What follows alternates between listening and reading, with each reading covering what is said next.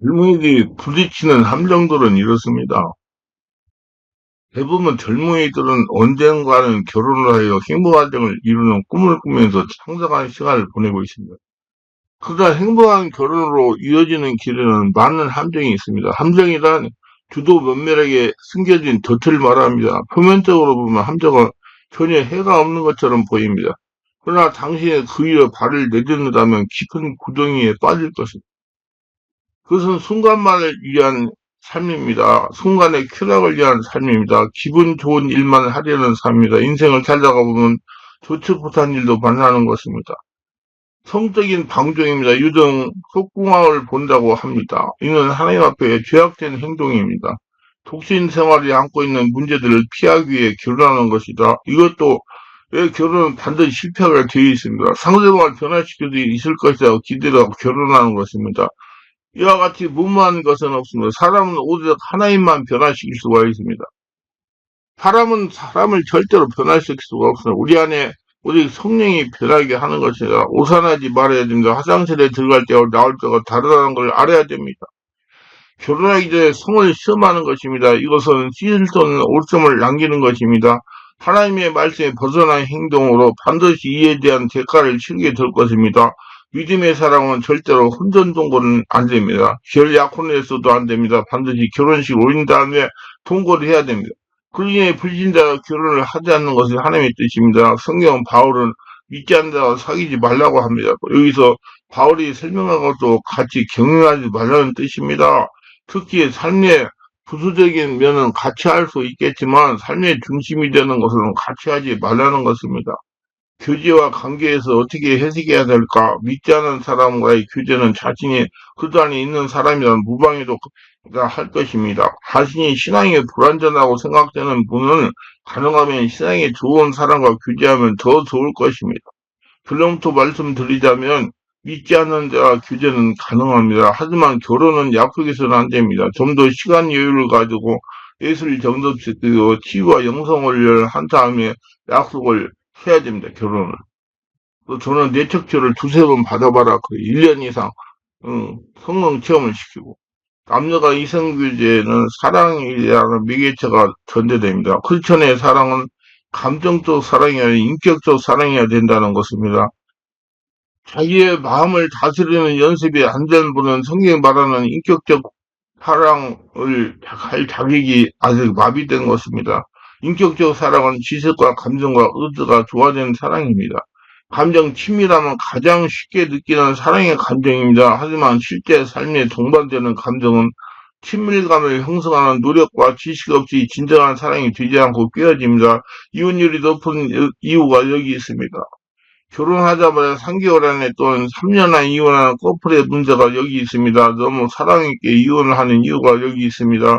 간단히 말하자면 상대의 성장 과정의 아픔과 기쁨의 모든 것을 알아가고 비전을 공유하는 것이 지식적 사랑입니다. 서로 보고 싶고 같이 안고 있고 오래 같이 하고 싶은 마음은 아주 감정적 사랑입니다. 언약과 신뢰 속에서 어떤 상황에도 흔들리지 않고 믿고 노력하는 것이 의지적 사랑입니다. 믿지 않는 자와 교제는 이러한 사랑의 원리를 적용해야 됩니다.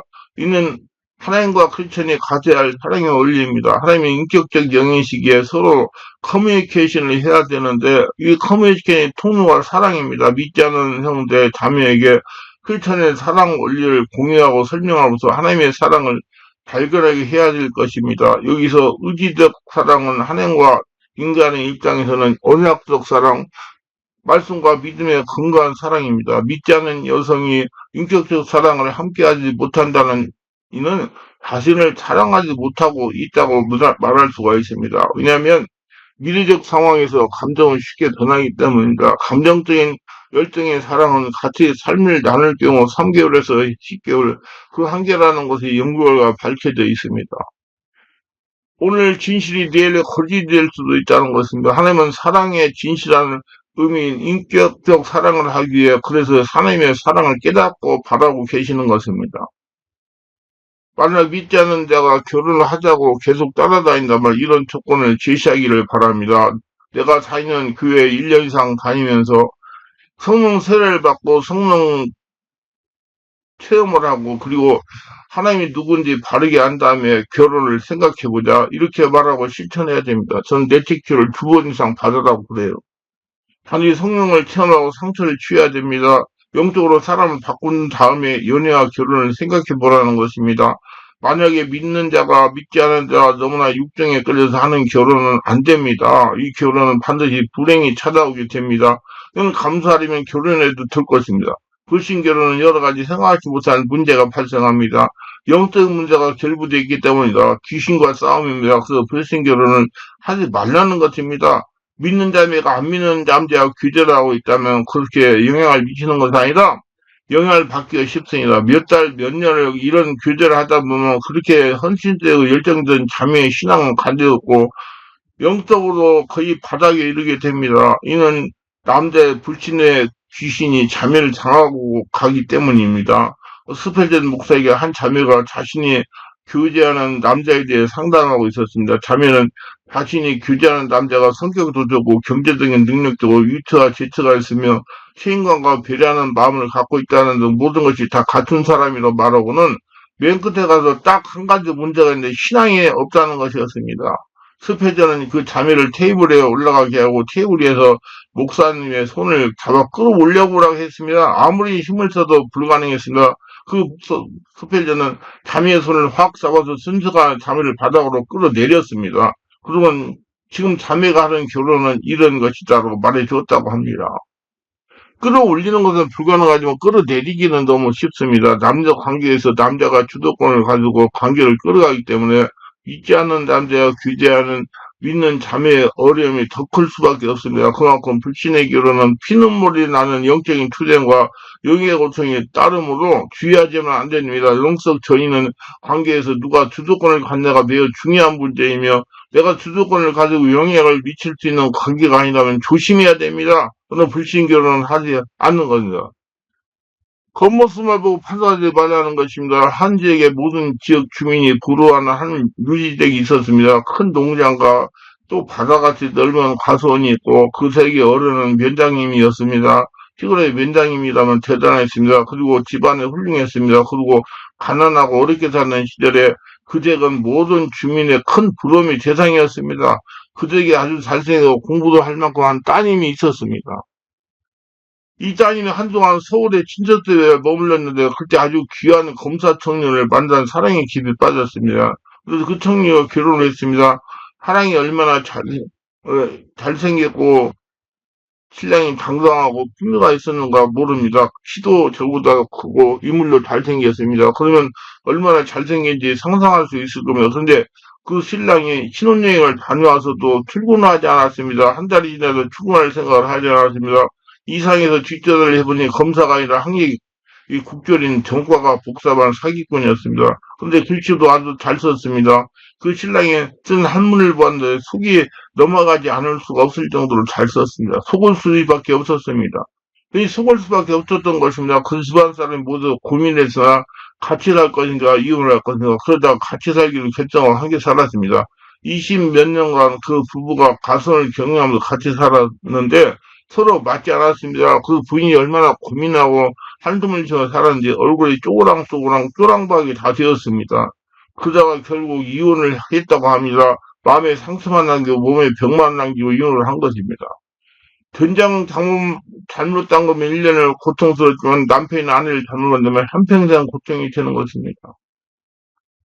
종교를 잘못 만나면 영원히 고통스러운 겁니다. 잠언서 18장 21에 아내를 얻는 자는 복이 없고 여호와께 은총을 받는 자라고 말씀하십니다. 좋은 아내, 좋은 남편을 만나는 것은 하나님의 복으로 된다는 말씀입니다. 우리가 아무리 축구 찾아서 결정해도 하나님께서 은혜를 주시지 않으면 배우자를 때문에 고통을 당하게 됩니다. 이미 결혼한 분들이 어떻게 하겠습니까? 하지만 앞으로 결혼할 청년들이나 결혼한 자녀를 두신 분들은 하나님께서 배우자를 정해주시를 기도하기 바랍니다. 부지런히 기도하기를 바랍니다. 하나님이 예비하신 배우자를 만나게 해달라고 부모님들도 기도하고 자녀들도 기도하기를 바랍니다. 제가 보니 제일 좋은 결혼은 교회 내에서 이성 간의 만남인 것 같습니다. 교회 자체 해결인 것 같습니다. 교회에서 만나 결혼한 사람 중에서 문제를 일으키는 사람이 별로 보지를 못했습니다. 모두 잘 삽니다. 그러나 이것도 믿을 수가 없어요.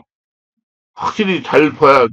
눈이 열려야 돼. 그러다 오다 가다가 만나서 결혼한 사람 중에는 이런저런 일이 터지기도 합니다. 그리고 천년총각을 두신 부모님들은 교회에서 만나게 해달라고 기도하기 바랍니다. 오다 가다가 만났는데 마음에 들어서 사귀게 될 때 사랑에 깊이 빠지기 전에 여러 방면을 조사해 보기를 바랍니다. 아주 무서운 사람은 아닌지, 사기꾼 아닌지, 질병은 없는지, 재물들은 영적인 문제는 없는지, 집안의 재력은 어떠한지 조사할 필요가 있는 것입니다. 그러니 불신교는 신중을 다해야 될 겁니다. 고통이 따르는 일입니다. 교제 시대에 필히 확인할 사항입니다. 이성교제는 그냥 아무래야 생각 없이 흥미로 할 수 있는 것이 결코 아닙니다. 진정 미래의 행복을 원하든 반드시 무엇인가 서로의 발전을 위해 점검을 하며 수고하는 노력도 따라야 됩니다. 다음 사항을 꼼꼼하게 시간을 가지고 정정해 보시기 바랍니다. 상당한 시간을 가지고 확인해야 됩니다. 결혼 일생에서 제일 중요한 것입니다. 쉽게 결정하지 말아야 됩니다. 평생 동반자로 과연 적합한가, 나를 향한 그의 관심과 사랑이 진실한가, 좋아함으로 만족하는가, 참된 애정이 깃들어져 있는가, 그의 가치기의 무엇이 어디에 있는가, 그의 성격이 나에게 잘 어울리는가, 장점만 발견하고 단점을 발견 못하고 있지는 않는가, 그의 결정과 단점을 충분히 이해하고 덮어주며 보완해줄 용의가 있는가, 그는 외면보다 내면의 제대로 보고 있는가, 그가 지닌 열정의 거품인가, 아니면 참된 비전의 참된 사랑인가, 자기 의식인가, 서로의 유익을 구하는가, 외목적인 신뢰인가, 참된 신뢰인가, 그 사람의 겉모습과 속모습이 동일한가, 그 사람의 말과 행위가 일치하는가, 그는 내가 약한 부분을 어느 정도 채워줄 수 있는 사람인가, 그의 말과 행위 사이에 존경심이 우러나오는가, 서로 심한 다툼이 없이 계열 대상으로 어느 정도 만족하고 있는가, 회사 사물을 볼 때 긍정적인가 부정적인가, 평소에 사람을 대해 이야기할 때 다른 사람의 장점을 많이 이야기하는가, 단점을 드러내 많이 이야기하는가, 그 사람의 개성과 나의 개성에도 서로 어울림의 면이 있는가, 인생의 동반자를 책임과 의무감을 분명히 느끼고 있는가, 그의 인격과 사고와 행위에서 성숙도는 어느 정도인가, 영적인 일에 대해 좋은 대화를 나눌 수 있는 사람인가, 하나님을 두려워하는 사람인가, 결혼에 대한 환상적인 낭만을 추구하고 있지는 않은가, 상대방의 관심도를 잘못 읽어내는 것이 아닌가, 폭넓은 교제가 아닌 한정된 하나의 공식에만 빠지지 않는가, 꼼꼼하게 보고 배우자를 결정해야 됩니다. 배우자를 정말 잘 정해야 됩니다. 모두 바르게 배우자들도 후회하지 않고 인생을 행복하게 지내시기 바랍니다. 기도합니다. 오늘 또 저희 설교를 끝까지 시청하신 분들 축복하소. 구독, 좋아요, 알람 설정, 공유하신 분들 축복하시고 모두 은혜 충만 성령 충만하게 하시고 배우자를 잘 정해가지고 행복한 결혼 생활 다하는 복전자가 다 되기 바랍니다. 예수님의 이름으로 기도합니다. 아멘.